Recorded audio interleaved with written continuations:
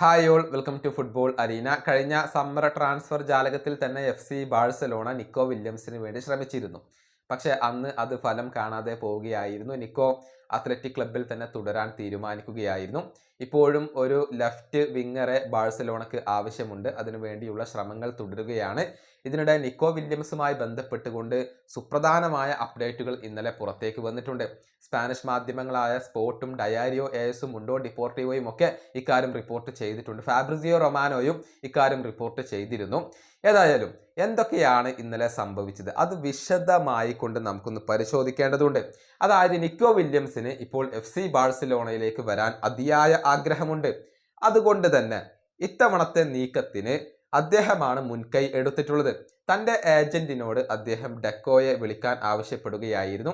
അത് പ്രകാരം നിക്കോ വില്യംസിന്റെ ഏജന്റ് ഡെക്കോയെ വിളിക്കുകയും നിക്കോ ബാഴ്സയിലേക്ക് വരാൻ തയ്യാറാണ് എന്ന് പറയുകയും ചെയ്തിട്ടുണ്ട്. ബാഴ്സയിലേക്ക് വരാൻ വേണ്ടി എന്ത് അഡ്ജസ്റ്റ്മെന്റിനും നിക്കോ വില്യംസ് തയ്യാറാണ് എന്നാണ് റിപ്പോർട്ടുകൾ ഇപ്പോൾ ചൂണ്ടിക്കാണിക്കുന്നത്. കഴിഞ്ഞ തവണ FC ബാഴ്സലോണ ഈ താരത്തിന് വേണ്ടി ശ്രമിച്ചപ്പോൾ ഒരൽപ്പം മടി കാണിച്ചത് നിക്കോ വില്യംസ് തന്നെയായിരുന്നു. തുടർന്ന് ക്ലബിനകത്ത് തുടരാൻ അദ്ദേഹം തീരുമാനിക്കുകയായിരുന്നു.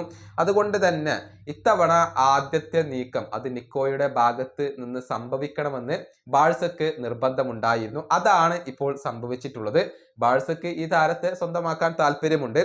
നിക്കോയുടെ ഏജന്റ് ഡെക്കോയെ വിളിച്ചതിന് പിന്നാലെ ലാമിൻ യമാൽ രണ്ടാളും ഒരുമിച്ച് നിൽക്കുന്ന ഒരു ഫോട്ടോ തന്റെ ഇൻസ്റ്റഗ്രാം സ്റ്റോറിയായി പങ്കുവച്ചിരുന്നു. അത് റൂമറുകൾക്ക് ശക്തി വർദ്ധിപ്പിക്കുകയും ചെയ്തു എന്നുള്ളതാണ്. മാത്രമല്ല ഹാൻസി ഫ്ലിക്ക് ഈ താരത്തെ വിളിക്കുകയും FC ബാഴ്സലോണയുടെ പ്രൊജക്റ്റ് വിശദീകരിച്ച് നൽകുകയും ചെയ്തിട്ടുണ്ട് എന്നുള്ള റിപ്പോർട്ട് മുണ്ടോ ഡിപ്പോർട്ടീവോയാണ് പുറത്തു വിട്ടിട്ടുള്ളത്. പക്ഷേ ഈ താരത്തെ കൊണ്ടുവരിക എന്നുള്ളത് ഒട്ടും എളുപ്പമുള്ള ഒരു കാര്യമല്ല.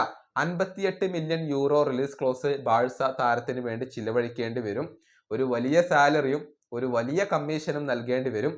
കൂടാതെ ബയേൺ, ആഴ്സണൽ എന്നിവർക്ക് താല്പര്യമുള്ള താരം കൂടിയാണ് നിക്കോ വില്യംസ്. പക്ഷേ പ്രധാന തടസ്സം ഇദ്ദേഹത്തിന്റെ സാലറി തന്നെയാണ്. അതേസമയം അത്ലറ്റിക് ക്ലബിന് ഈ താരത്തെ കൈവിടാൻ താല്പര്യമില്ല.